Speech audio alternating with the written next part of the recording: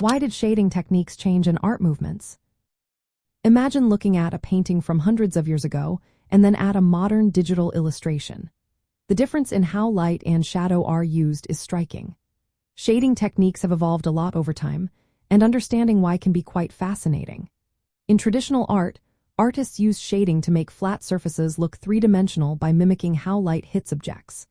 They relied on techniques like hatching, cross-hatching, and blending to create depth and form. As art styles shifted from realism to abstraction, artists started experimenting with different shading methods to convey mood or focus attention differently. When digital art came into play, shading changed even more.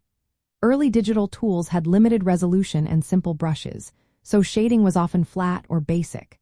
But as software like Adobe Photoshop and Illustrator improved, artists gained the ability to create smooth gradients, soft shadows, and reflections. These tools allowed for precise control over how light interacts with surfaces, making digital shading more realistic and complex.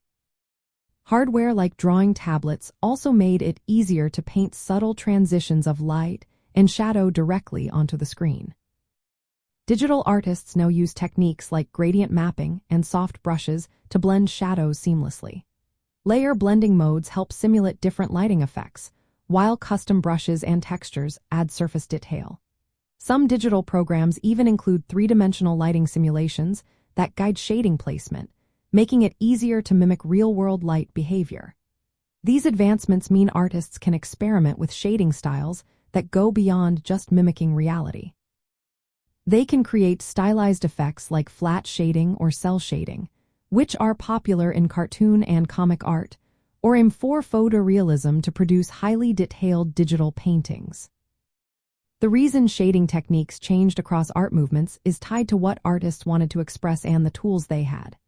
As cultural ideas shifted, so did the way artists used light and shadow to communicate mood, texture, or symbolism.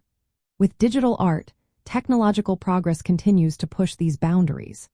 New software features, hardware improvements, and even artificial intelligence tools are constantly expanding what's possible in digital shading.